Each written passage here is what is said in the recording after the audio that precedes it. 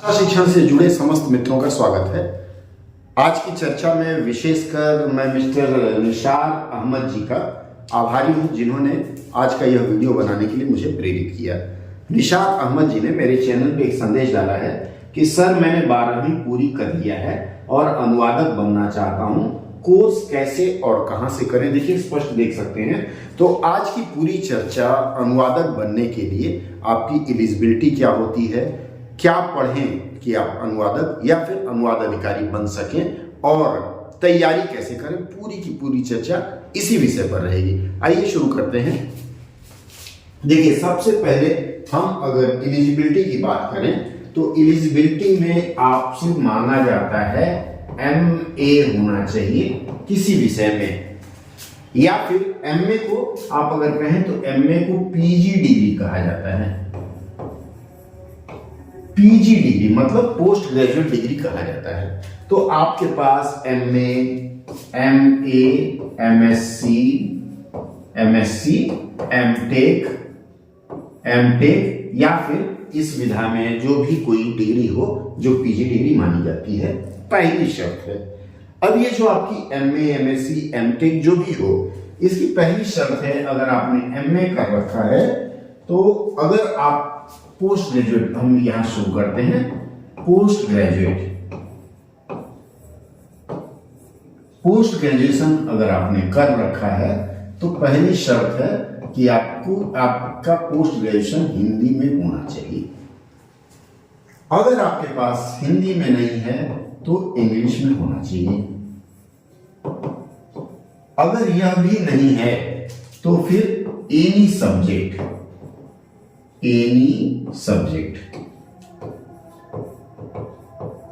ये 3 शर्तें हैं। सबसे पहले MA हिंदी या फिर इंग्लिश या एनी सब्जेक्ट। ये स्टाफ सिलेक्शन कमीशन जो भर्ती लेती है उसके, अन्य संस्थानों की एलिजिबिलिटी क्राइटेरिया भिन्न हो सकती है। अब MA इंग्लिश अगर आपकी है PG में तो आ जाइए यहां ग्रेजुएशन की हम बात करें। ग्रेजुएशन में अगर MA में हिंदी है तो ग्रेजुएशन में इंग्लिश होनी चाहिए एक विषय। अगर आपकी MA इंग्लिश से है तो ग्रेजुएशन में एक विषय हिंदी होनी चाहिए। स्पष्ट है। इसके बाद अगर मान लीजिए ये दोनों नहीं है, किसी और विषय में है, टेक्नोलॉजी में है, कंप्यूटर में है, तमाम जो भी है, मैनेजमेंट में है, तो फिर इसका जो है ये मीडियम जो है वो अगर इंग्लिश है आपका, तो यहां ग्रेजुएशन में आपको हिंदी पढ़ा हुआ होना चाहिए। अगेन, अगर आपका मीडियम अगर हिंदी है तो फिर ग्रेजुएशन में आपका अंग्रेजी पढ़ा होना चाहिए। एकदम साधारण सी शर्त है। अगर आप इस क्राइटेरिया में आते हैं तो अच्छा, इस क्राइटेरिया में आते हैं तो अच्छा, इस क्राइटेरिया में आते हैं तो ग्रेजुएशन में हिंदी या इंग्लिश होना चाहिए। SSC कहती है कि अगर पोस्ट ग्रेजुएशन किसी और विषय से है, जैसे मान लीजिए मैंने पोस्ट ग्रेजुएशन सोशियोलॉजी से किया था और मेरा मीडियम ऑफ इंस्ट्रक्शन इंग्लिश था, तो फिर ग्रेजुएशन में मेरे पास हिंदी और अंग्रेजी दोनों थी, तो मैं इस शर्त को पूरा करता हूं। ये पहली शर्त है। इसके बाद, इसके अलावा आपके पास ट्रांसलेशन में आपके पास डिप्लोमा या फिर सर्टिफिकेट होना चाहिए। अब ये जो आपकी डिप्लोमा है ये या सर्टिफिकेट है, ये कोई मान्यता प्राप्त संस्थान अर्थात किसी विश्वविद्यालय का कोई भी कॉलेज हो या फिर सीधे विश्वविद्यालय कराती हो। ध्यान रखिएगा, जब मैं डिप्लोमा और सर्टिफिकेट की बात करता हूं तो इसमें एक इग्नू कोर्स कराती है MAT, मतलब मास्टर्स इन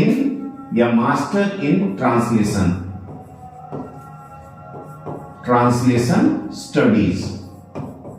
ध्यान दीजिएगा, अगर आप मास्टर इन ट्रांसलेशन स्टडीज हैं तो ये जो डिग्री है ये पीजी में गिनी जाएगी। अगेन आपको मैंने पीछे बताया कि डिप्लोमा या सर्टिफिकेट होना चाहिए, वह जरूरी है। हालांकि इस विषय पर मैंने सोशल मीडिया मंचों पर कई बार इग्नू से आग्रह किया था। जैसे इग्नू में अगर आप एमबीए कर रहे होते हैं, जो छात्र एमबीए कर रहे होते हैं उनको विभिन्न स्टेज पर कुछ क्रेडिट्स हैं, जैसे 8 क्रेडिट या ऐसे हैं क्रेडिट्स, मतलब कुछ पेपर पास करने पर ये पहले सर्टिफिकेट देते हैं, फिर इसके बाद डिप्लोमा देते हैं, और इस तरह से लगभग जो लोग एमबीए करते हैं इनको ये 5-6 सर्टिफिकेट या डिग्री दे देते हैं। तो मैंने सोशल मीडिया मंच से इग्नू से अनुरोध किया था कि जो व्यक्ति आपके यहाँ से मास्टर इन ट्रांसलेशन स्टडीज करता है, जैसे इनका साइकोलॉजी का एक कोर्स है, काउंसलिंग का, उसमें भी विभिन्न स्टेज पर ये लोग सर्टिफिकेट देते हैं। तो मैंने सोशल मीडिया के माध्यम से इनसे अनुरोध किया था कि जैसे मान लीजिए किसी ने 4 क्रेडिट पूरा कर लिया तो उसे सर्टिफिकेट दे दीजिए। तो ये क्या होगा, सर्टिफिकेट और मैनेजमेंट मतलब मास्टर्स दोनों काम आ जाएगा। लेकिन इस विषय पर शायद इग्नू प्रशासन ने विचार नहीं किया, खैर वो बात की बात है। तो यदि आपके पास मास्टर इन ट्रांसलेशन स्टडीज है तो ये सिर्फ पीजी इक्विवेलेंट माना जाएगा। इसके साथ आपको फिर डिप्लोमा या सर्टिफिकेट कोर्स करना आवश्यक है। यहां तक मेरे ख्याल से निशार जी की बात क्लियर कर चुका हूं मैं। अब थोड़ा सा हम और आगे बढ़ते हैं। अब ये आप लोगों ने किया, इसके बाद दूसरा प्रश्न ये आता है कि ये डिप्लोमा या फिर सर्टिफिकेट कहां से करें, सर्टिफिकेट कोर्स कहां से करें। सबसे पहले सबसे बेस्ट जिसको मैं मानता हूं इग्नू है, ये पीजीडीटी कोर्स कराती है। PGDT one of the best institute PGT कराने के मामले में है। कारण क्या है कि इसका हर 6 महीने में इसकी परीक्षा होती है। हर 6 महीने में कब कब एक होती है परीक्षा, या एडमिशन प्रक्रिया जनवरी में और एक प्रक्रिया चलती है दिसंबर में। ये 2 परीक्षाएं होती हैं, सॉरी जून है, ये जून में एक परीक्षा जून में होती है, दूसरी परीक्षा दिसंबर में होती है। और इसी प्रकार से इसका एडमिशन दिसंबर वालों का जनवरी में एडमिशन, दिसंबर में परीक्षा, और इनका इसी तरह से जुलाई में एडमिशन और जून में परीक्षा। 1 वर्ष का पाठ्यक्रम होता है। इसके अलावा इग्नू एक और कोर्स कराती है जिसका नाम है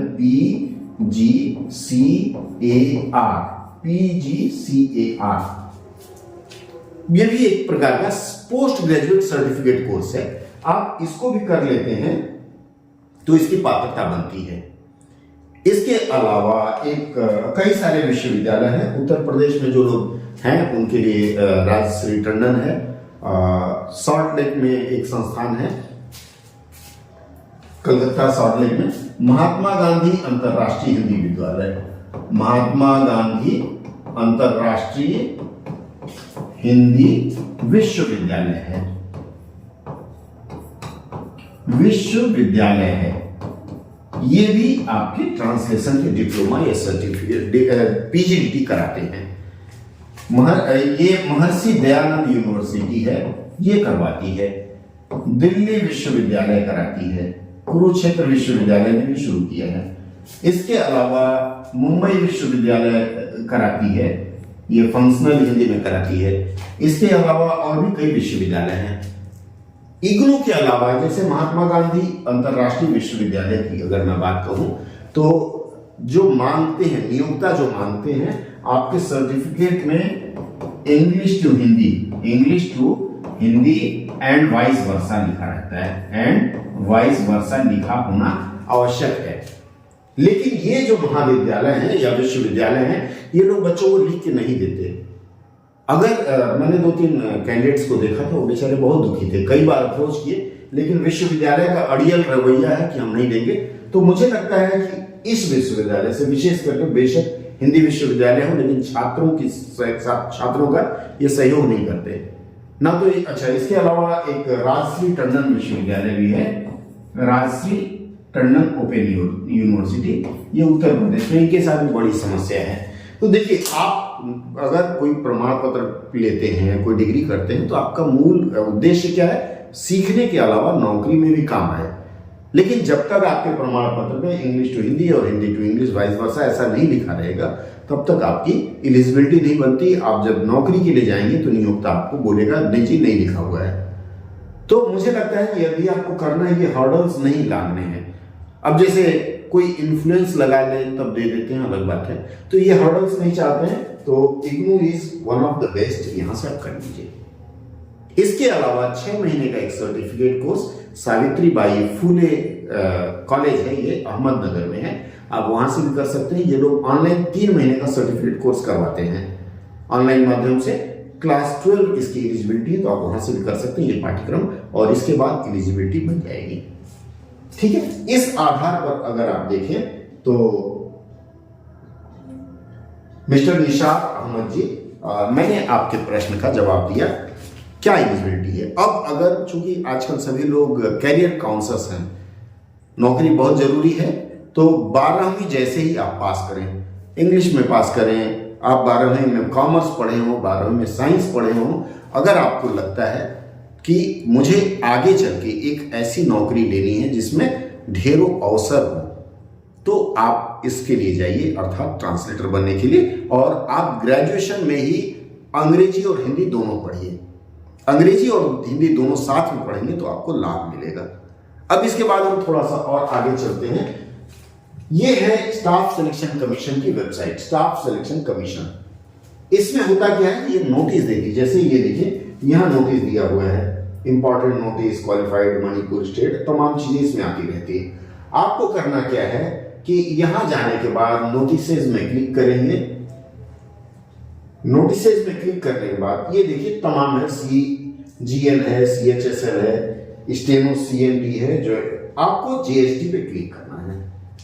GST पे क्लिक करने के बाद ये देखिए ये 18/10/2023 इसमें सारी वैकेंसीज आई हुई हैं। अब ये देखिए 2023 का 22/8/2023 का जो नोटिफिकेशन है, इस पर आप क्लिक करिए। क्लिक करने के बाद PDF में आएगा, उसको पढ़ लीजिए। ऑथेंटिक इंफॉर्मेशन आपको यदि चाहिए तो आप इस वेबसाइट से निकालिए। कई सारे वेबसाइट्स हैं, कई बार उसमें विज्ञापन अधिक होता है, ऑथेंटिक चीजें नहीं रहती। अब ये देखिए स्टाफ सिलेक्शन कमीशन की नोटिस आ गई। इसमें इन्होंने दिया 22/8/2023, पिछले वर्ष का, इस वर्ष फिर आने वाला है। क्या क्या चाहिए, इसमें सारी चीजें लिखी हुई है, किस विभाग में। अब आप अगर देखें तो इनके वेतन की मैं जरा बात कर लूं। ये देखिए जूनियर ट्रांसलेशन ऑफिसर JTO, इनका वेतन शुरू होता है 35,400, ये बेसिक है।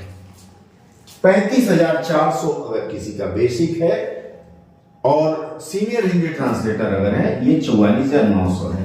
इसके अलावा आपको क्या क्या मिलता है ये भी जान लेते हैं। अब देखिए इसमें 35,400 है, ये आपका बेसिक है। इसके अलावा आपको मिलता है DA के अलावा आपको मिलता है HRA, इसके अलावा मिलता है आपको कॉन्वेंस। ये 3 चीजें आपको मिलती हैं। यहां देखिए आपने देखा था 44,900, तो कुल मिलाकर के अगर आप इसके ऊपर जाएंगे 44,900 है, 44,900।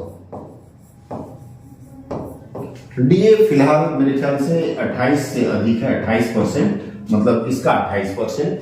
HRA शहर के अनुसार है। आप कन्वेंस आपको लगभग 4,500 रुपए के आसपास मिलता है। तो ये कुल मिलाकर के आप शुरुआत में देखेंगे तो 34,000 के अलावा लगभग 15,000 रुपया और बनेगा, मतलब 35 और 15 लगभग 50,000 आपकी स्टार्टिंग सैलरी होगी। ये 50,000 स्टार्टिंग सैलरी होगी। अगर आप सीनियर ट्रांसलेटर बनते हैं तो यहाँ देखिए यही लगभग 8,000 के आसपास अंतर है। इसका मतलब ये आपका 60,000 से ऊपर ये सैलरी जाएगी, स्टार्टिंग सैलरी। ये लगभग आपकी स्टार्टिंग सैलरी होगी। इसके अलावा भारत सरकार क्या करती है, आपका जो वेतन है उसमें से नेशनल पेंशन स्कीम में आपकी जो टोटल सैलरी है उसका 10% आपके सैलरी से काटा जाता है, उसका 12% भारत सरकार देती है, अर्थात 22% ये आपके पेंशन के लिए सरकार जमा करती है। और ये जब आप सेवानिवृत्त होंगे तो इसमें से 60% आपको मिल जाएगा और बचा हुआ 40% आपके पेंशन के रूप में काउंट होगा और उस समय जो भी बाजार का दर होगा उसके अनुसार आपको मासिक पेंशन दिया जाएगा। देखिए कितना आसान है इस रोजगार में जाना।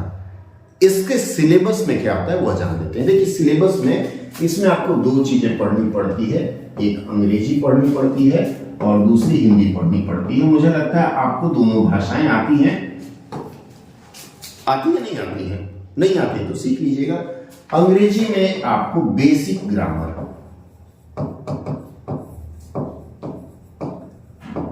अंग्रेजी में बेसिक ग्रामर, हिंदी में भी बेसिक व्याकरण आपको पढ़ना है। उससे संबंधित प्रश्न होते हैं अमूमन हर परीक्षा में। आप किसी के लिए चले जाइए किसी भी परीक्षा में तो इंग्लिश ग्रामर बेस है। इसके अलावा ये आपका 200 नंबर का होता है, ये पेपर 1 होता है। इसमें क्वालिफाई करने के बाद आपका पेपर 2 होता है और पेपर 2 भी 200 नंबर का होगा। उसमें रहता है ट्रांसलेशन और एस्से होता है। एस्से होगा वो 500 शब्दों का होगा, 2 एस्से, एक अंग्रेजी में एक हिंदी में। और इसी तरह से ट्रांसलेशन भी 2 होगा, 2 ट्रांसलेशन मतलब एक अंग्रेजी से हिंदी में करना, दूसरा हिंदी से अंग्रेजी में करना। 200 में अधिकतम जितना लाए उसके आधार पर आपकी मेरिट बनती है और आपको विभिन्न विभाग अलॉट किए जाते हैं। सारी जानकारी आपको स्टाफ सिलेक्शन कमीशन की इस वेबसाइट से मिल जाएगी। अब हम इसके होम में चलते हैं। देखिए अगर आपको स्टाफ सिलेक्शन कमीशन की इस वेबसाइट से आवेदन करना है तो यहाँ देखिए लॉगिन लिखा हुआ है। अगर आप नए हैं तो यहाँ न्यू यूजर पे क्लिक करके रजिस्टर कर सकते हैं। पुराने हैं तो यूजर नेम और पासवर्ड ये आजीवन आपका रहेगा बुढ़ापे तक, तो आप इसका उपयोग करके फॉर्म भर सकते हैं।